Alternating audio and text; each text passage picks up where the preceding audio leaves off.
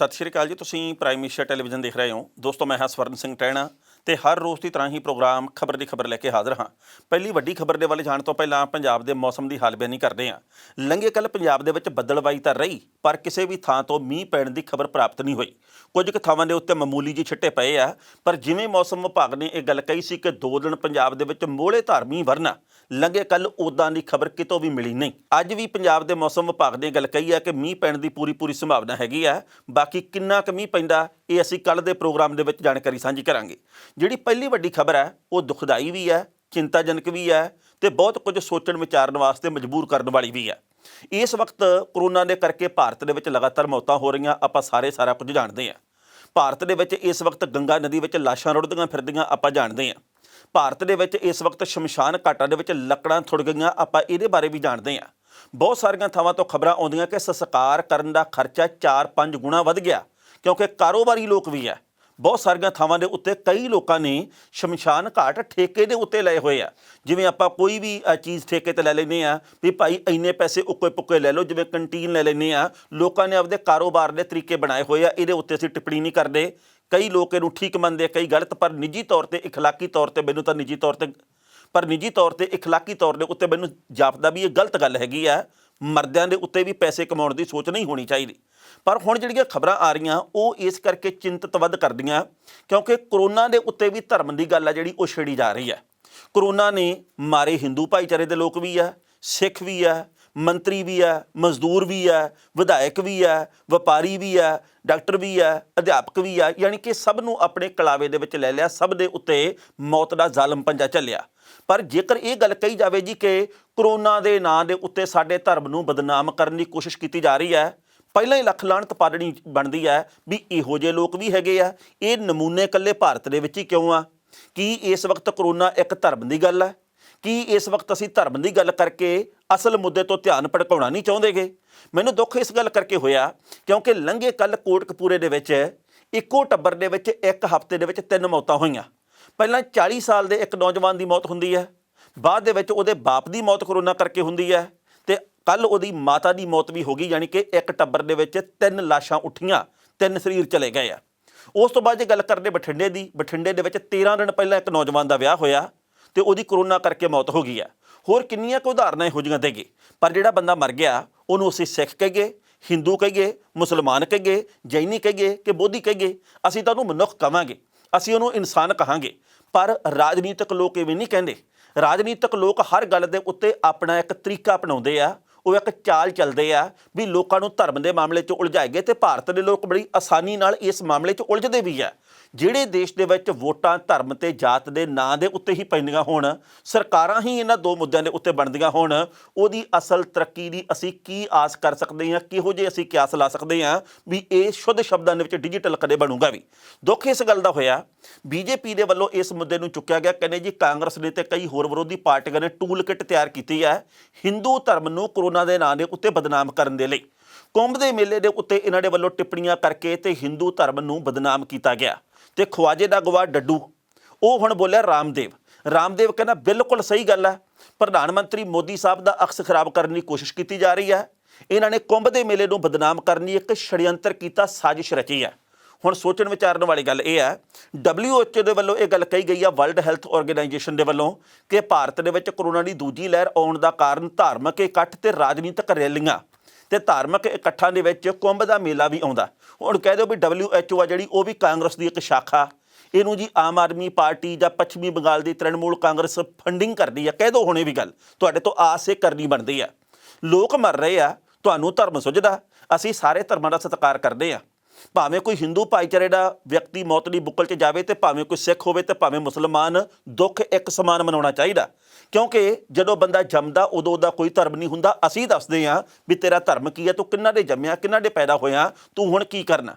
ਉਸ ਤੋਂ ਅਗਲੀ ਗੱਲ ਇਹ ਹੈ ਵੀ ਮੇਰੇ ਬਹੁਤ ਸਾਰੇ ਦੋਸਤ ਆ ਜਿਹੜੇ ਉਹ ਹਿੰਦੂ ਭਾਈਚਾਰੇ ਦੇ ਵਿੱਚੋਂ ਵੀ ਆ, ਪਰ ਮੈਨੂੰ ਕਦੇ ਪ੍ਰਤੀਤ ਹੀ ਨਹੀਂ ਹੋਇਆ ਕਿ ਉਹ ਸਿੱਖਾਂ ਦੇ ਬਾਰੇ ਮਾੜੀ ਸੋਚ ਰੱਖਦੇ ਆ।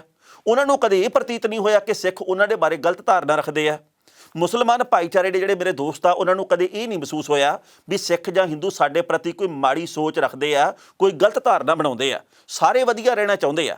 ਪਰ ਇਹ ਲੋਕ ਜਿਹੜੇ ਕਿ ਧਰਮ ਦੀ ਰਾਜਨੀਤੀ ਕਰਦੇ ਆ ਇਸ ਵਕਤ ਸਿਵਿਆਂ ਦੇ ਉੱਤੇ ਫੁਲਕੇ ਸੇਕ ਰਹੇ ਆ, ਉਹਨਾਂ ਨੂੰ ਸ਼ਰਮ ਪਤਾ ਨਹੀਂ ਕਿਹੜੀ ਗੱਲੋਂ ਨਹੀਂ ਆਉਂਦੀ। ਰਾਮਦੇਵ ਕਹਿੰਦਾ ਇਹ ਛੜਯੰਤਰ ਨੂੰ ਅਸੀਂ ਬੇਨਕਾਬ ਕਰਾਂਗੇ। ਰਾਮਦੇਵ ਨੇ ਆਪ ਕਿੰਨੇ ਕੁ ਮਰੀਜ਼ਾਂ ਦੀ ਮਦਦ ਕੀਤੀ ਹੈ ਪਹਿਲਾਂ ਇਹ ਦੱਸੇ। ਪਤੰਜਲੀ ਯੋਗ ਪੀਠ ਨੇ ਕਿੰਨੇ ਕੁ ਆਕਸੀਜਨ ਦੇ ਸਿਲੰਡਰ ਪੀੜਤਾਂ ਤੱਕ ਮੁਹੱਈਆ ਕਰਵਾਏ ਆ ਪਹਿਲਾਂ ਇਹ ਦੱਸੇ। ਕਿੰਨੇ ਕੁ ਲੋਕਾਂ ਨੂੰ ਇਸ ਵਕਤ ਇਹਨਾਂ ਦੇ ਵੱਲੋਂ ਕੋਵਿਡ ਕੇਅਰ ਸੈਂਟਰ ਦੇ ਵਿੱਚ ਰੱਖਿਆ ਗਿਆ ਇਹ ਜਾਣਕਾਰੀ ਦਿੱਤੀ ਜਾਵੇ। ਕਿੰਨੀਆਂ ਕੁ ਥਾਵਾਂ ਦੇ ਉੱਤੇ ਰਾਮਦੇਵ ਨੇ ਲੰਗਰ ਲਾਏ ਆ ਇਹਦੇ ਬਾਰੇ ਜਾਣਕਾਰੀ ਦਿੱਤੀ ਜਾਵੇ। ਉਹਦਾ ਅਰਬਾਂ ਰੁਪਈਏ ਦਾ ਕਾਰੋਬਾਰ ਆ, ਉਹਨੇ ਲੋਕਾਂ ਦੇ ਲਈ ਕੀਤਾ ਕੀ ਆ? ਉਹਨੇ ਆਪਦਾ ਕਾਰੋਬਾਰ ਕੀਤਾ। ਲੋਕ ਮੂਰਖ ਮੱਤੇ ਫਿਰ ਵੀ ਕਹਿੰਦੇ ਨੇ ਬਾਬਾ ਰਾਮਦੇਵ। ਮੈਂ ਸੋਚਦਾ ਕਿ ਬਿਜ਼ਨਸਮੈਨ ਬੰਦੇ ਨੂੰ ਬਾਬੇ ਦੀ ਸੰਗਿਆ ਨਹੀਂ ਲੈਣੀ ਚਾਹੀਦੀ। ਬਾਕੀ ਸਭ ਦੇ ਆਪੋ ਆਪਣੇ ਵਿਚਾਰ ਆ, ਮੈਂ ਕੋਈ ਜ਼ਰੂਰੀ ਨਹੀਂ ਕਿ ਆਪਣੇ ਵਿਚਾਰ ਥੋਪਾਂ। ਪਹਿਲਾਂ ਇਸ ਰਿਪੋਰਟ ਦਾ ਵੇਰਵਾ ਸਾਂਝਾ ਕਰਦੇ ਹਾਂ, ਬਾਅਦ ਵਿੱਚ ਕਰਾਂਗੇ ਟਿੱਪਣੀ। ਬੀਜੇਪੀ ਤੋਂ ਬਾਅਦ ਹੁਣ ਰਾਮਦੇਵ ਦੇ ਵੱਲੋਂ ਵੀ ਟੂਲ ਕਿੱਟ ਨੂੰ ਲੈ ਕੇ ਨਿਸ਼ਾਨਾ ਵਿੰਨ੍ਹਿਆ ਗਿਆ। ਉਹਨਾਂ ਨੇ ਇਹ ਦੋਸ਼ ਲਾਇਆ ਕਿ ਟੂਲ ਕਿੱਟ ਦੀ ਮਦਦ ਦੇ ਨਾਲ ਕੁੰਭ ਤੇ ਹਿੰਦੂ ਧਰਮ ਨੂੰ ਬਦਨਾਮ ਕਰਨ ਦੀ ਕੋਸ਼ਿਸ਼ ਕੀਤੀ ਜਾ ਰਹੀ ਹੈ। ਰਾਮਦੇਵ ਨੇ ਇਸ ਨੂੰ ਰਾਜਨੀਤਿਕ ਸਾਜ਼ਿਸ਼ ਕਰਾਰ ਦਿੱਤਾ ਹੈ।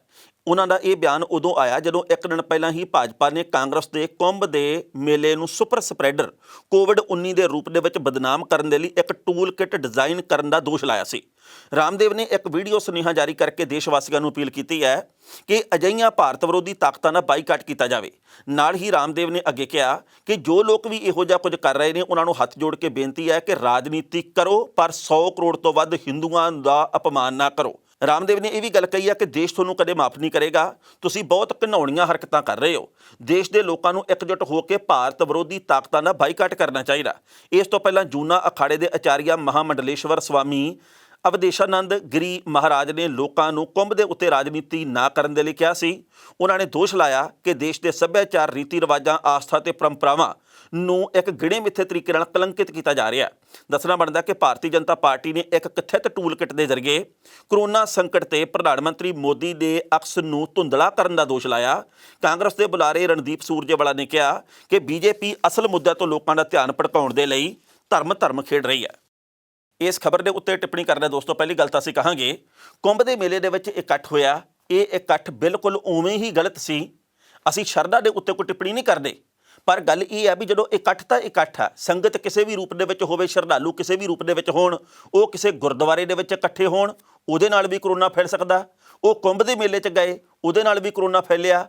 ਉਹ ਜੇਕਰ ਕਿਸੇ ਮੁਸਲਮਾਨ ਭਾਈਚਾਰੇ ਦੇ ਸਮਾਗਮ ਵਿੱਚ ਜਾਣ ਲੋਕ ਇਕੱਠੇ ਹੋ ਕੇ, ਉੱਥੇ ਵੀ ਗਲਤ ਹੈ। ਜਦੋਂ ਇਹ ਗੱਲ ਕਹੀ ਗਈ ਆ ਕਿ ਆਪਾਂ ਸਰੀਰਕ ਦੂਰੀ ਦੇ ਨਿਯਮਾਂ ਦਾ ਪਾਲਣ ਕਰਨਾ, ਤਾਂ ਫਿਰ ਉਸ ਤੋਂ ਬਾਅਦ ਧਰਮ ਦੀ ਗੱਲ ਪਰੇ ਹੋ ਜਾਂਦੀ ਆ। ਉਸ ਤੋਂ ਪਹਿਲਾਂ ਜ਼ਿੰਦਗੀ ਨੂੰ ਬਚਾਉਣ ਦੀ ਗੱਲ ਲਾਗੂ ਹੁੰਦੀ ਹੈ। ਜੇਕਰ ਤੁਸੀਂ ਇਹ ਗੱਲ ਕਹਿੰਦੇ ਆ ਵੀ ਕੁੰਭ ਦੇ ਮੇਲੇ ਦੇ ਉੱਤੇ ਟਿੱਪਣੀ ਕਰਕੇ ਧਰਮ ਨੂੰ ਬਦਨਾਮ ਕੀਤਾ ਗਿਆ, ਹਾਲਾਂਕਿ ਅਸੀਂ ਸਤਿਕਾਰ ਕਰਦੇ ਹਾਂ, ਅਸੀਂ ਕੁੰਭ ਦੇ ਮੇਲੇ ਦੇ ਉੱਤੇ ਕੋਈ ਟਿੱਪਣੀ ਨਹੀਂ ਕਰਦੇ, ਸਭ ਦੀ ਆਪਣੀ ਸ਼ਰਧਾ, ਆਪਦੀ ਆਸਥਾ। ਇਹਦਾ ਮਤਲਬ ਤੁਸੀਂ ਕੱਲ੍ਹ ਨੂੰ ਇਹ ਗੱਲ ਕਹੋਗੇ ਵੀ ਗੰਗਾ ਨਦੀ ਨੂੰ ਬਦਨਾਮ ਕੀਤਾ ਜਾ ਰਿਹਾ, ਲਾਸ਼ਾਂ ਸਾਰਿਆਂ ਨੂੰ ਦਿਸ ਰਹੀਆਂ, ਤੇ ਕੀ ਗੰਗਾ ਨਦੀ ਜਿਹੜੀ ਕਿ ਪਾਪ ਧੋਣ ਦਾ ਕੰਮ ਕਰਦੀ ਹੈ ਤੇ ਇਸ ਵਕਤ ਉਹਦੇ ਵਿੱਚ ਲਾਸ਼ਾਂ ਰੁੜਦੀਆਂ ਫਿਰਦੀਆਂ, ਇਹ ਅਸੀਂ ਗੰਗਾ ਨਦੀ ਨੂੰ ਬਦਨਾਮ ਥੋੜ੍ਹੀ ਕਰ ਰਹੇ ਹਾਂ।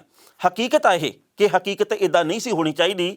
ਤੁਸੀਂ ਹੁਣ ਤੱਕ ਅਰਬਾਂ ਰੁਪਈਏ ਦਾ ਬਜਟ ਰੱਖਿਆ ਗੰਗਾ ਨੂੰ ਸਾਫ਼ ਕਰਨ ਦੇ ਲਈ, ਉਹਦੇ ਨਾਲ ਕਿੰਨੀ ਕੁ ਸਫਾਈ ਕੀਤੀ ਹੈ ਪਹਿਲਾਂ ਇਹ ਦੱਸੋ। ਉਸ ਤੋਂ ਅਗਲੀ ਗੱਲ ਇਹ ਆ ਵੀ ਜੇਕਰ ਕੁੰਭ ਦੇ ਮੇਲੇ 'ਤੇ ਟਿੱਪਣੀ ਕਰਨਾ ਧਰਮ ਨੂੰ ਅਪਮਾਨਿਤ ਕਰਨ ਵਾਲੀ ਗੱਲ ਹੈ, ਤਾਂ ਫਿਰ ਪਿਛਲੇ ਸਾਲ ਬੀਜੇਪੀ ਦੇ ਕੁਝ ਹਿੱਸਿਆਂ ਨੇ, ਕੁਝ ਨੇਤਾਵਾਂ ਨੇ ਤੇ ਗੋਦੀ ਮੀਡੀਆ ਦੇ ਵੱਡੇ ਹਿੱਸੇ ਨੇ ਇਹ ਗੱਲ ਕਹੀ ਸੀ ਜੀ ਕਿ ਤਬਲੀਗੀ ਸਮਾਜ ਦੇ ਲੋਕਾਂ ਨੇ ਕਰੋਨਾ ਬਹੁਤ ਫੈਲਾਤਾ। ਇਹਦਾ ਮਤਲਬ ਇਹ ਆ ਕਿ ਉਦੋਂ ਤੁਸੀਂ ਮੁਸਲਮਾਨ ਧਰਮ ਦੇ ਉੱਤੇ ਟਿੱਪਣੀਆਂ ਕਰਦੇ ਸੀ, ਤੁਸੀਂ ਮੁਸਲਮਾਨ ਧਰਮ ਬਦਨਾਮ ਕੀਤਾ। ਜਦੋਂ ਤੁਸੀਂ ਇਹ ਗੱਲ ਕਹਿੰਦੇ ਸੀ ਕਿ ਸਿੱਖ ਭਾਈਚਾਰੇ ਦੇ ਲੋਕ ਹਜ਼ੂਰ ਸਾਹਿਬ ਦੇ ਵਿੱਚ ਗਏ ਆ, ਇਹ ਕਰੋਨਾ ਸਪਰੈਡਰ ਬਣ ਗਏ ਆ, ਇਹ ਕਰੋਨਾ ਉੱਥੇ ਫੈਲਾ ਰਹੇ ਆ, ਇਕੱਠ ਕਰਕੇ ਬਹਿ ਗਏ ਆ, ਮਤਲਬ ਇਹ ਆ ਵੀ ਤੁਸੀਂ ਉਦੋਂ ਸਿੱਖ ਧਰਮ ਦੇ ਖਿਲਾਫ ਛੜਯੰਤਰ ਰਚਦੇ ਸੀ। ਜੇਕਰ ਉਦੋਂ ਸਿੱਖ ਧਰਮ ਦੇ ਉੱਤੇ ਤੁਸੀਂ ਦੋਸ਼ ਲਾਇਆ, ਇਹਦਾ ਮਤਲਬ ਤੁਹਾਡੀ ਉਦੋਂ ਨੀਤ ਦੇ ਵਿੱਚ ਖੋਟ ਸੀ। ਇਹਦਾ ਮਤਲਬ ਇਹ ਹੈ ਕਿ ਤੁਸੀਂ ਉਸ ਵਕਤ ਧਰਮ ਦੇ ਨਾਂ ਦੇ ਉੱਤੇ ਵੰਡੀਆਂ ਪਾਉਣੀਆਂ ਚਾਹੁੰਦੇ ਸੀ, ਕਿਉਂਕਿ ਤੁਹਾਡੇ ਸਿਰ ਦੇ ਵਿੱਚ ਗੱਲਾਂ ਹੀ ਸਿਰਫ ਇਹ ਆ। ਧਰਮ ਦੀ ਅਸੀਂ ਇੱਜ਼ਤ ਕਰੀਏ, ਸਤਿਕਾਰ ਕਰੀਏ, ਆਸਥਾ ਦੀ ਅਸੀਂ ਕਦਰ ਕਰਦੇ ਹਾਂ, ਪਰ ਮਨੁੱਖ ਦੀ ਜ਼ਿੰਦਗੀ ਤੋਂ ਵੱਡੀ ਕੋਈ ਗੱਲ ਨਹੀਂ। ਮਨੁੱਖ ਦੀ ਜ਼ਿੰਦਗੀ ਸਰਵੋਤਮ ਆ। ਮਨੁੱਖ ਦੀ ਜ਼ਿੰਦਗੀ ਬਚਾਉਣ ਦੇ ਲਈ ਆਪਣੇ ਆਪ ਨੂੰ ਵਾਰ ਦੇਣਾ ਚਾਹੀਦਾ। ਪਹਿਲਾਂ ਇਹ ਗੱਲ ਦੱਸੀ ਜਾਵੇ ਕਿ ਭਾਰਤ ਦੇ ਪ੍ਰਧਾਨ ਮੰਤਰੀ ਸਾਹਿਬ ਨੇ ਤੇ ਜਿਹੜੇ ਵੀ ਨੇਤਾ ਇਹ ਗੱਲ ਕਹਿੰਦੇ ਆ ਕਿ ਉਨਕੋ ਤੋਂ ਬਦਨਾਮ ਕਰਨੇ ਕੀ ਸਾਜ਼ਿਸ਼ ਰਚੀ ਗਈ ਹੈ, ਉਹਨਾਂ ਨੇ ਇਸ ਵਕਤ ਸੱਚੀ ਮੁੱਚੀ ਬਾਹਰਲੇ ਦੇਸ਼ਾਂ ਵਾਂਗੂ ਕੀ ਉਦਮ ਕੀਤੇ ਆ। ਤੀਜੀ ਲਹਿਰ ਭਾਰਤ ਦੇ ਵਿੱਚ ਆਉਣ ਦੀ ਪੂਰੀ ਸੰਭਾਵਨਾ। ਹੁਣ ਇਹ ਗੱਲ ਕਹੀ ਜਾ ਰਹੀ ਹੈ ਕੇਸਾਂ ਦੀ ਗਿਣਤੀ ਘਟ ਗਈ। ਕੇਸਾਂ ਦੀ ਗਿਣਤੀ ਆਪੇ ਘਟੂਗੀ ਕਿਉਂਕਿ ਆਪਾਂ ਟੈਸਟਿੰਗ ਘਟਾ ਦਿੱਤੀ ਆ। ਵੈਕਸੀਨ ਅਸੀਂ ਬਾਹਰਲੇ ਦੇਸ਼ਾਂ ਨੂੰ ਭੇਜੀ, ਤੇ ਜੇਕਰ ਦਿੱਲੀ ਦੇ ਵਿੱਚ ਲੋਕਾਂ ਨੇ ਇਸ ਮੁੱਦੇ ਨੂੰ ਚੁੱਕਿਆ ਤਾਂ 25 ਲੋਕਾਂ ਦੇ ਉੱਤੇ ਦਿੱਲੀ ਦੀ ਪੁਲਿਸ ਨੇ ਪਰਚਾ ਦਰਜ ਕਰਤਾ ਤੇ ਪੋਸਟਰ ਤੇ ਲਿਖਿਆ ਸਿਰਫ ਇੰਨਾ ਸੀ ਕਿ ਮੋਦੀ ਜੀ ਇਹ ਬਤਾਈਏ कि हमारे बच्चों की वैक्सीन विदेश में क्यों भेज दी गई। तो कहने जी ये तो बहुत माड़ा काम किया, ये तो जी प्रधानमंत्री साहब का अक्स खराब किया जा रहा। अक्स एक गल करके खराब नहीं हुंदा, ਤੇ ਅਕਸ ਇੱਕ ਕੰਮ ਕਰਕੇ ਚਮਕਦਾ ਨਹੀਂ। ਇਹਨੂੰ ਚਮਕਾਉਣ ਦੇ ਲਈ ਵੀ ਬਹੁਤ ਮਿਹਨਤ ਕਰਨੀ ਪੈਂਦੀ ਹੈ ਤੇ ਜੇਕਰ ਸੱਚੀ ਮੁੱਚੀ ਚਮਕਿਆ ਹੋਵੇ ਦੁਨੀਆ ਭਰ ਦੇ ਵਿੱਚ ਤੇ ਭਾਵੇਂ 1 ਕਰੋੜ ਬੰਦਾ ਕੀ ਤੇ ਭਾਵੇਂ 5 ਕਰੋੜ ਬੰਦਾ ਕੀ, ਜੋ ਮਰਜ਼ੀ ਕੋਈ ਕਹੀ ਜਾਵੇ, ਲੋਕਾਂ ਦੇ ਮਨ ਦੇ ਵਿੱਚ ਥਾਂ ਰਹਿੰਦੀ ਹੈ ਵੀ ਯਾਰ ਇਹ ਗਲਤ ਬਦਨਾਮ ਕੀਤਾ ਜਾ ਰਿਹਾ। ਬੱਚਾ ਇਸ ਵਕਤ ਇਹ ਗੱਲ ਕਹਿ ਰਿਹਾ ਕਿ ਅਸੀਂ ਨਾਕਾਮਯਾਬ ਹੋਏ ਆ ਤੇ ਤੁਹਾਨੂੰ ਧਰਮ ਦੀ ਇਸ ਵਕਤ ਗੱਲ ਸੁਝਦੀ ਹੈ। ਦੁੱਖ ਹੁੰਦਾ ਕਿ ਭਾਰਤ ਦੇ ਵਿੱਚ ਵੋਟਾਂ ਦੇ ਮੌਕੇ ਵੀ ਸਿਰਫ ਧਰਮ ਤੇ ਜਾਤ ਦੀ ਗੱਲ ਹੁੰਦੀ ਹੈ। ਵੈਸੇ ਵੀ ਸੋਚਣੀ ਵਿਚਾਰਨੀ ਗੱਲ ਬਣਦੀ ਹੈ, ਜਿਹੜੇ ਦੇਸ਼ ਦੇ ਵਿੱਚ ਚੋਣਾਂ ਹੀ ਧਰਮ ਦੇ ਨਾਂ ਤੇ ਲੜੀਆਂ ਜਾਣ, ਉਹਦੀ ਤਰੱਕੀ ਦੇ ਉੱਤੇ ਸਵਾਲ ਕਿਉਂ ਨਾ ਉੱਠਣ। ਕਿਸਾਨ ਇਸ ਵਕਤ ਲਗਾਤਾਰ ਡਟ ਕੇ ਬੈਠੇ ਹੋਏ ਆ ਵੱਖ-ਵੱਖ ਬਾਰਡਰਾਂ ਦੇ ਉੱਤੇ। ਉਹਨਾਂ ਨੂੰ ਬੇਸ਼ੱਕ ਸਮੱਸਿਆਵਾਂ ਕਈ ਦਰਪੇਸ਼ ਆ ਰਹੀਆਂ, ਪਰ ਉਹ ਸਿਰੜੀ ਲੋਕ ਆ। ਸਿਰੜੀ ਲੋਕ ਕਿਸੇ ਦੇ ਅੱਗੇ ਈਨ ਨਹੀਂ ਮੰਨਦੇ ਹੁੰਦੇ ਤੇ ਇਹ ਗੱਲ ਕੇਂਦਰ ਦੀ ਸਰਕਾਰ ਨੂੰ ਪਿਛਲੇ ਪੌਣੇ 6 ਮਹੀਨਿਆਂ ਦੇ ਵਿੱਚ ਪਤਾ ਨਹੀਂ ਲੱਗੀ। 5.5 ਮਹੀਨੇ ਤੋਂ ਉੱਤੇ ਦਾ ਸਮਾਂ ਹੋ ਗਿਆ ਬਾਰਡਰ ਤੇ ਬੈਠੇ ਕਿਸਾਨਾਂ ਨੂੰ। 6 ਮਹੀਨੇ ਪੂਰੇ ਹੋ ਜਾਣੇ 26 ਮਈ ਨੂੰ। 26 ਮਈ ਨੂੰ ਪ੍ਰਧਾਨ ਮੰਤਰੀ ਦੇ ਤੇ ਬੀਜੇਪੀ ਦੇ ਪੁਤਲੇ ਫੂਕੇ ਜਾਣੇ ਆ। ਪੂਰੇ ਭਾਰਤ ਦੇ ਵਿੱਚ ਸੰਯੁਕਤ ਕਿਸਾਨ ਮੋਰਚੇ ਦੇ ਵੱਲੋਂ ਇਹ ਬੇਨਤੀ ਕੀਤੀ ਗਈ ਹੈ ਕਿ ਕਿਸਾਨ ਮਾਰੂ ਨੀਤੀਆਂ ਨੇ ਜਿਹੜੀਆਂ ਕੇਂਦਰ ਦੀਆਂ, ਉਹਦੇ ਖਿਲਾਫ ਝੰਡਾ ਚੁੱਕੀਏ। ਪਰ ਇਸੇ ਦਰਮਿਆਨ ਖਬਰਾਂ ਇਹ ਆ ਰਹੀਆਂ ਕਿ ਨਰਿੰਦਰ ਸਿੰਘ ਤੋਮਰ ਜਿਹੜੇ ਕਿ ਭਾਰਤ ਦੇ ਖੇਤੀਬਾੜੀ ਵਿਭਾਗ ਦੇ ਮੰਤਰੀ ਆ, ਉਹਨਾਂ ਨੂੰ ਘੇਰਾ ਪੈ ਗਿਆ। ਮੱਧ ਪ੍ਰਦੇਸ਼ ਦੇ ਵਿੱਚ ਉਹ ਗਏ ਸੀ ਸ਼ਿਓਪੁਰ ਖੇਤਰ ਦੇ ਵਿੱਚ। ਉੱਥੇ ਕਿਸਾਨਾਂ ਨੇ, ਵੱਡੀ ਗਿਣਤੀ ਦੇ ਵਿੱਚ ਕਿਸਾਨ ਆ ਜਿਹੜੇ, ਉਹਨਾਂ ਨੇ ਤੋਮਰ ਹੋਰਾਂ ਨੂੰ ਘੇਰ ਲਿਆ। ਤੋਮਰ ਹੋਰਾਂ ਨੂੰ ਕਿਹਾ ਵੀ ਗੱਡੀ ਦੇ ਵਿੱਚੋਂ ਬਾਹਰ ਨਿਕਲੋ।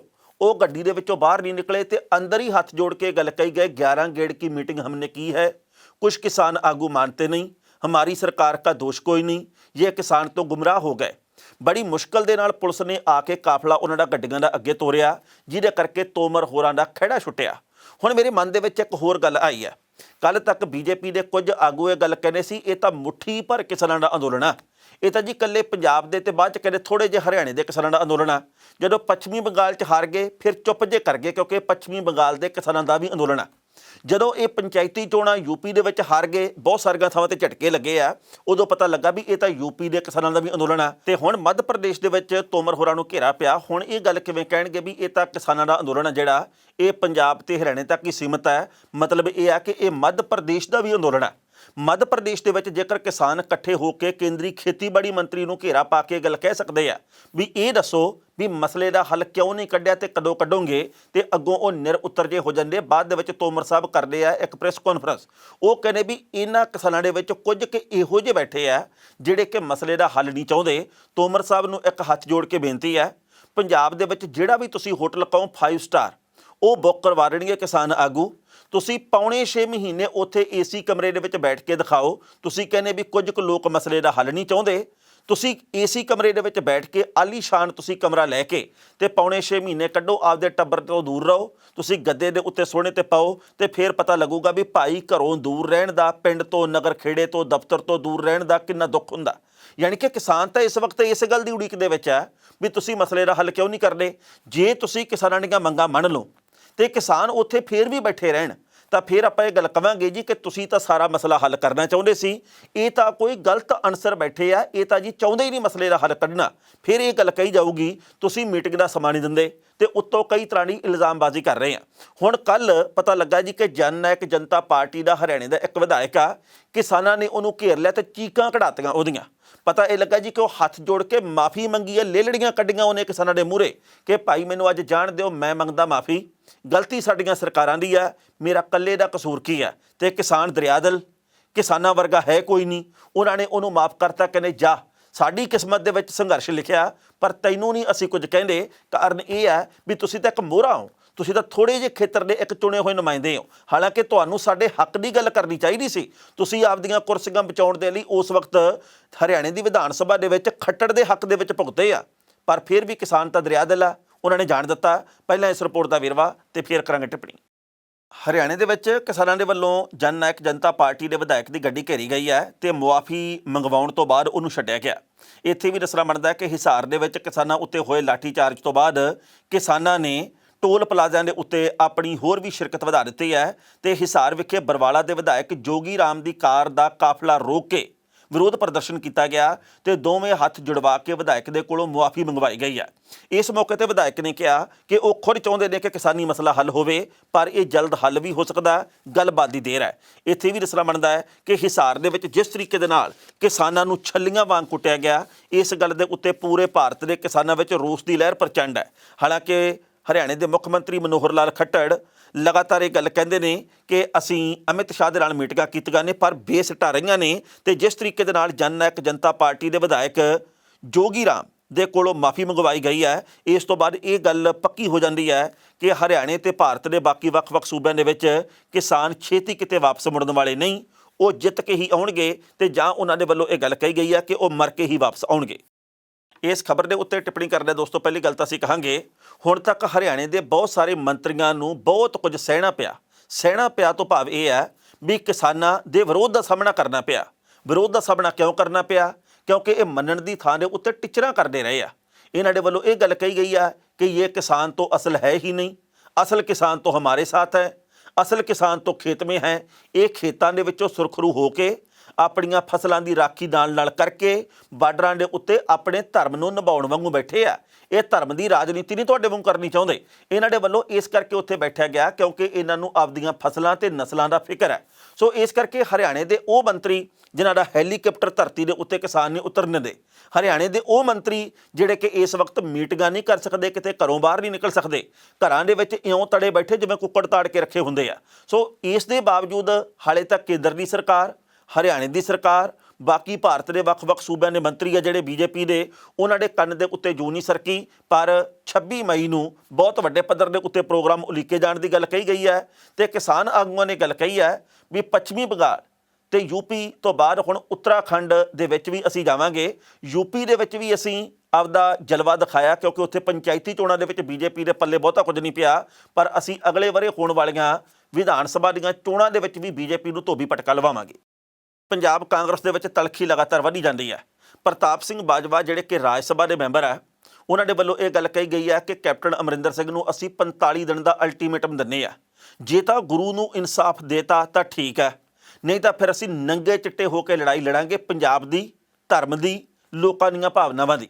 ਉਹਨਾਂ ਨੇ ਇਹ ਗੱਲ ਕਹੀ ਹੈ ਵੀ ਲੋਕਾਂ ਨਾਲ ਕੀਤੇ ਵਾਅਦੇ ਤਾਂ ਪੂਰੇ ਹੋਏ ਨਹੀਂ, ਪਰ ਤੁਸੀਂ ਗੁਟਕਾ ਸਾਹਿਬ ਹੱਥ ਦੇ ਵਿੱਚ ਫੜ ਕੇ ਸਹੁੰ ਖਾਂਦੇ ਹੋ, ਤੁਸੀਂ ਬੇਅਦਬੀ ਮਾਮਲੇ ਦੇ ਉੱਤੇ ਇਨਸਾਫ ਦੇਣ ਦੀ ਗੱਲ ਕਰਦੇ ਹੋ, ਪਰ ਕਾਰਵਾਈ ਜਿਨ੍ਹਾਂ ਦੇ ਉੱਤੇ ਕਰਨੀ ਸੀ ਉਹਨਾਂ ਦੇ ਉੱਤੇ ਕਰਨ ਦੀ ਥਾਂ ਦੇ ਉੱਤੇ ਤੇ ਵਿਜੀਲੈਂਸ ਆਪਦੇ ਬੰਦਿਆਂ ਦੇ ਪਿੱਛੇ ਲਾਉਣ ਦੀ ਗੱਲ ਕਰਦੇ ਹੋ। ਇਹ ਬਹੁਤਾ ਚਿਰ ਚੱਲੂਗਾ ਨਹੀਂ। ਦੂਜੇ ਪਾਸੇ ਉਹਨਾਂ ਨੇ ਇਹ ਗੱਲ ਕਹੀ ਹੈ ਵੀ ਕੈਪਟਨ ਅਮਰਿੰਦਰ ਸਿੰਘ ਨੂੰ ਕਿਤਾਬਾਂ ਲਿਖਣ ਦਾ ਸ਼ੌਕ ਹੈ। ਉਹਨਾਂ ਨੇ ਹੁਣ ਤੱਕ ਕਈ ਕਿਤਾਬਾਂ ਲਿਖੀਆਂ ਅੰਗਰੇਜ਼ੀ ਦੇ ਵਿੱਚ, ਪਰ ਉਹਨਾਂ ਨੇ ਕਿਹਾ ਵੀ ਜੇਕਰ ਇਹੀ ਹਾਲਾਤ ਰਹੇ ਤਾਂ ਇਹਨਾਂ ਦੇ ਉੱਤੇ ਇਹੋ ਜਿਹੀ ਕਿਤਾਬ ਲਿਖੀ ਜਾਊਗੀ ਜਿਹੜੀ ਲੰਮਾ ਸਮਾਂ ਲੋਕ ਪੜ੍ਹਿਆ ਕਰਨਗੇ। ਮਤਲਬ ਇਹੋ ਜਿਹਾ ਵੀ ਇਸ ਵਕਤ ਮਾਹੌਲ ਬਣ ਰਿਹਾ ਕਿਉਂਕਿ ਇਸ ਵਕਤ ਬਹੁਤ ਵੱਡੇ ਪੱਧਰ ਦੇ ਉੱਤੇ ਲੜਾਈ ਹੈ ਜਿਹੜੀ ਕਾਂਗਰਸ ਦੇ ਵਿੱਚ ਚੱਲ ਰਹੀ ਹੈ। ਤੇ ਲੰਘੇ ਕੱਲ੍ਹ ਕੈਬਨਿਟ ਮੰਤਰੀ ਚਰਨਜੀਤ ਚੰਨੀ ਨੇ ਇੱਕ ਨਵੀਂ ਗੱਲ ਕੀਤੀ ਹੈ। ਉਹਨਾਂ ਨੇ ਆਪਦੀ ਫੇਸਬੁੱਕ ਦੀ ਪ੍ਰੋਫਾਈਲ ਤੋਂ ਕੈਪਟਨ ਦੀ ਜਿਹੜੀ ਫੋਟੋ ਸੀ ਉਹ ਲਾ ਦਿੱਤੀ ਹੈ ਤੇ ਉਸ ਫੋਟੋ ਦੇ ਉੱਤੇ ਵੱਡੇ ਆਕਾਰ ਦੇ ਵਿੱਚ ਉਹ ਫੋਟੋ ਸੀ, ਥੱਲੇ ਚੰਨੀ ਹੋਰਾਂ ਦੀ ਫੋਟੋ, ਉੱਤੇ ਲਿਖਿਆ ਸੀ 2022 ਦਾ ਕੈਪਟਨ। ਪਰ ਸ਼ਾਇਦ ਉਹਨਾਂ ਨੂੰ ਇਹ ਲੱਗਾ ਹੋਵੇ ਵੀ ਆਪਾਂ ਇਸ ਕੈਪਟਨ ਦੀ ਅਗਵਾਈ ਨਹੀਂ ਕਬੂਲਣੀ ਜਿਹਨੇ ਪੰਜਾਬ ਨੂੰ ਡੋਬਤਾ, ਜਾਂ ਜਿਹੜੇ ਕੈਪਟਨ ਦੇ ਵੱਲੋਂ ਆਪਣਾ ਜਹਾਜ਼ ਹੀ ਡੋਬਿਆ ਜਾ ਰਿਹਾ ਤੇ ਆਪਾਂ ਉਹਦੇ ਵਿੱਚ ਸਵਾਰੀ ਵੀ ਕਿਹੜੀ ਗੱਲੋਂ ਕਰਨੀ ਆ। ਦੁੱਖ ਵੀ ਉਹਨਾਂ ਨੂੰ, ਗੁੱਸਾ ਵੀ ਉਹਨਾਂ ਨੂੰ ਕਿ 2.5 ਸਾਲ ਪੁਰਾਣਾ ਕੇਸ ਆ ਜਿਹੜਾ IAS ਔਰਤ ਵਾਲਾ, ਤੇ ਉਹ ਮੇਰਾ ਖੋਲ੍ਹ ਕੇ ਤੇ ਮੈਨੂੰ ਬਦਨਾਮ ਕਰਨ ਦੀ ਕੋਸ਼ਿਸ਼ ਕੀਤੀ ਗਈ ਹੈ। ਲੜਾਈ ਆਰ ਜਾਂ ਪਾਰ ਦੀ ਹੈ। ਪਹਿਲਾਂ ਇਸ ਰਿਪੋਰਟ ਦਾ ਵੇਰਵਾ ਤੇ ਫਿਰ ਕਰਾਂਗੇ ਟਿੱਪਣੀ। ਪੰਜਾਬ ਕਾਂਗਰਸ ਦੇ ਵਿੱਚ ਛਿੜੀ ਹੋਈ ਜੰਗ ਰੁਕਣ ਦਾ ਨਾਂ ਨਹੀਂ ਲੈ ਰਹੀ। ਇਸ ਕਲੇਸ਼ ਦਰਮਿਆਨ ਕੈਪਟਨ ਅਮਰਿੰਦਰ ਸਿੰਘ ਦੀ ਵਜ਼ਾਰਤ ਦੇ ਵਜ਼ੀਰ ਤਕਨੀਕੀ ਸਿੱਖਿਆ ਮੰਤਰੀ ਚਰਨਜੀਤ ਸਿੰਘ ਚੰਨੀ ਨੇ ਆਪਣੇ ਫੇਸਬੁੱਕ ਖਾਤੇ ਤੋਂ ਮੁੱਖ ਮੰਤਰੀ ਕੈਪਟਨ ਅਮਰਿੰਦਰ ਸਿੰਘ ਦੀ ਸਾਂਝੀ ਕੀਤੀ ਉਹ ਤਸਵੀਰ ਹਟਾ ਦਿੱਤੀ ਹੈ ਜਿਹਦੇ ਵਿੱਚ 2022 ਦਾ ਕੈਪਟਨ ਲਿਖਿਆ ਸੀ। ਚੰਨੀ ਵੱਲੋਂ ਜਿਹੜੀ ਤਸਵੀਰ ਡਿਲੀਟ ਕੀਤੀ ਗਈ ਹੈ ਉਹਦੇ ਵਿੱਚ ਚੰਨੀ ਵੀ ਮੁੱਖ ਮੰਤਰੀ ਦੇ ਨਾਲ ਤਸਵੀਰ ਦੇ ਵਿੱਚ ਸਨ ਤੇ ਤਸਵੀਰ ਦੇ ਉੱਤੇ 2022 ਚੋਣਾਂ ਦਾ ਜ਼ਿਕਰ ਕੀਤਾ ਗਿਆ ਸੀ। ਦੱਸਣਾ ਬਣਦਾ ਹੈ ਕੈਪਟਨ ਅਮਰਿੰਦਰ ਸਿੰਘ ਦੇ ਖਿਲਾਫ ਬਗਾਵਤੀ ਸੁਰਾਂ ਤੋਂ ਬਾਅਦ ਚੰਨੀ ਦਾ ਮੀਟੂ ਵਾਲਾ ਕੇਸ 3 ਸਾਲ ਬਾਅਦ ਫਿਰ ਸੁਰਖੀਆਂ ਦੇ ਵਿੱਚ ਆ ਗਿਆ ਤੇ ਇਸ ਮਾਮਲੇ ਵਿੱਚ ਮਹਿਲਾ ਕਮਿਸ਼ਨ ਨੇ ਵੀ ਪੰਜਾਬ ਸਰਕਾਰ ਤੋਂ ਤੁਰੰਤ ਕਾਰਵਾਈ ਦੀ ਮੰਗ ਕੀਤੀ ਤੇ ਕਾਰਵਾਈ ਨਾ ਹੋਣ ਦੀ ਸੂਰਤ ਦੇ ਵਿੱਚ ਧਰਨਾ ਦੇਣ ਦੀ ਚੇਤਾਵਨੀ ਵੀ ਦਿੱਤੀ ਹੈ। ਇਸ ਖਬਰ ਤੇ ਟਿੱਪਣੀ ਕਰਦਾ ਦੋਸਤੋ ਪਹਿਲੀ ਗੱਲ ਤਾਂ ਅਸੀਂ ਕਹਾਂਗੇ ਇਸ ਵਕਤ ਜਿਹੜਾ ਮੁੱਦਾ ਉੱਠਿਆ ਹੋਇਆ ਇਹਦੇ ਵਿੱਚ ਪੰਜਾਬ ਤੇ ਪੰਜਾਬੀਅਤ ਦਾ ਕੋਈ ਭਲਾ ਨਹੀਂ। ਪੰਜਾਬ ਦੇ ਲੋਕਾਂ ਦੀ ਇਸ ਵਕਤ ਉਤਸੁਕਤਾ ਵੀ ਸਿੱਧੂ ਦਾ ਧੜਾ ਭਾਰੀ ਰਹੂਗਾ ਜਾਂ ਕੈਪਟਨ ਦਾ, ਪਰ ਸੋਚ ਕੇ ਦੇਖੋ ਵੀ ਧੜਾ ਕਿਸੇ ਦਾ ਵੀ ਭਾਰੀ ਹੋਵੇ, ਇਹ ਦੱਸੋ ਕਿ ਆਉਂਦੇ ਸਮੇਂ ਦੇ ਵਿੱਚ ਸਾਡੇ ਹਿੱਸੇ ਦੇ ਵਿੱਚ ਕੀ ਗੱਲ ਆਊਗੀ, ਪੰਜਾਬ ਦਾ ਇਹਦੇ ਵਿੱਚ ਕੀ ਭਲਾ ਹੋਊਗਾ, ਪੰਜਾਬ ਦੇ ਲੋਕਾਂ ਨੂੰ ਕੁੱਲੀ ਗੁੱਲੀ ਜੁੱਲੀ ਦੀਆਂ ਸਹੂਲਤਾਂ ਅਸਲ ਅਰਥਾਂ ਦੇ ਵਿੱਚ ਕਦੋਂ ਮਿਲਣਗੀਆਂ, ਪੰਜਾਬ ਦੇ ਵਿੱਚ ਰੁਜ਼ਗਾਰ ਦੇ ਮੌਕੇ ਕਦੋਂ ਮਿਲਣਗੇ, ਪੰਜਾਬ ਦੇ ਵਿੱਚ ਕੀਤੇ ਗਏ ਵਾਅਦੇ ਕਦੋਂ ਪੂਰੇ ਹੋਣਗੇ, ਕਿਸਾਨੀ ਕਰਜ਼ੇ ਅਸਲ ਅਰਥਾਂ ਦੇ ਵਿੱਚ ਕਦੋਂ ਮਾਫ ਹੋਣਗੇ, ਬੁਢਾਪਾ ਪੈਨਸ਼ਨ ਅਸਲ ਅਰਥਾਂ ਦੇ ਵਿੱਚ ਕਦੋਂ ਮਿਲੂਗੀ, ਬੇਰੁਜ਼ਗਾਰੀ ਭੱਤੇ ਕਿਵੇਂ ਮਿਲਣਗੇ, ਪੰਜਾਬ ਦੇ ਵਿੱਚ ਜੋ ਇਸ ਵਕਤ ਚੱਲ ਰਹੀ ਆਪੋ ਧਾਪੀ ਵਾਲੀ ਸਥਿਤੀ ਇਹ ਕਦੋਂ ਸਮਾਪਤ ਹੋਊਗੀ। ਸੋ ਇਸ ਵਕਤ ਜੋ ਕੁਝ ਕਾਂਗਰਸ ਦੇ ਵਿੱਚ ਚੱਲ ਰਿਹਾ ਇਹਦੇ ਉੱਤੇ ਸ਼ਰੀਕ ਬਾਗੋ ਬਾਗ ਆ। ਉਹ ਕਹਿੰਦੇ ਵੀ ਇਹ ਆਪਸ ਦੇ ਵਿੱਚ ਲੜੀ ਜਾਂਦੇ ਆ, ਜੁਗਾੜ ਸਾਡਾ ਲੱਗ ਜਾਣਾ, ਇਹ ਨਹੀਂ ਪਤਾ ਵੀ ਕਿਹਦਾ ਕੀ ਲੱਗਣਾ। ਪਰ ਜੁਗਾੜ ਲਾਉਣ ਦੇ ਚੱਕਰ ਦੇ ਵਿੱਚ ਰਾਜਨੀਤਿਕ ਲੋਕਾਂ ਨੇ, ਭਾਵੇਂ ਉਹ ਕਿਸੇ ਵੀ ਪਾਰਟੀ ਦੇ ਕਿਉਂ ਨਾ ਹੋਣ, ਉਹਨਾਂ ਨੇ ਪੰਜਾਬ ਦੇ ਲੋਕਾਂ ਦਾ ਕੰਗਾ ਕਰਕੇ ਰੱਖ ਦਿੱਤਾ। ਪੰਜਾਬ ਦੇ ਲੋਕਾਂ ਨੂੰ ਆਉਂਦੇ ਸਮੇਂ ਦੇ ਵਿੱਚ ਜਾਗ ਕੇ ਵੋਟਾਂ ਪਾਉਣੀਆਂ ਪੈਣਗੀਆਂ। ਅਸੀਂ ਉੱਦਾਂ ਜਾਗੇ ਹੋਏ ਹਾਂ, ਰਾਤ ਤੋਂ ਬਾਅਦ ਅਸੀਂ ਸਵੇਰ ਦੇ ਵੇਲੇ ਉੱਠ ਖੜ੍ਹਦੇ ਹਾਂ, ਪਰ ਜਿਵੇਂ ਉੱਠਣਾ ਚਾਹੀਦਾ, ਜਾਗਦੀਆਂ ਅੱਖਾਂ ਦੇ ਨਾਲ ਜੋ ਕਰਨਾ ਚਾਹੀਦਾ, ਉਹ ਕੁਝ ਹਾਲੇ ਤੱਕ ਹੋਇਆ ਨਹੀਂ, ਜਿਹਦੇ ਕਰਕੇ ਪੰਜਾਬ ਕਿੱਥੋਂ ਕਿੱਥੇ ਪਹੁੰਚ ਗਿਆ ਇਹਦੇ ਬਾਰੇ ਆਪਾਂ ਜਾਣਦੇ ਹਾਂ। ਖਬਰਾਂ ਦੋਸਤੋ ਕਈ ਹੋਰ ਵੀ ਸਨ, ਪਰ ਜੋ ਵਕਤ ਦੀ ਘਾਟ ਹੈ ਰੁਕਣ ਦਾ ਇਸ਼ਾਰਾ ਕਰ ਰਹੀ ਹੈ। ਕੱਲ੍ਹ ਨੂੰ ਇਸੇ ਵੇਲੇ ਖਬਰ ਦੀ ਖਬਰ ਲੈ ਕੇ ਫਿਰ ਹਾਜ਼ਰ ਹੋਵਾਂਗੇ। ਉਦੋਂ ਤੱਕ ਲਈ ਆਗਿਆ ਦਿਓ। ਬਹੁਤ ਬਹੁਤ ਮਿਹਰਬਾਨੀ।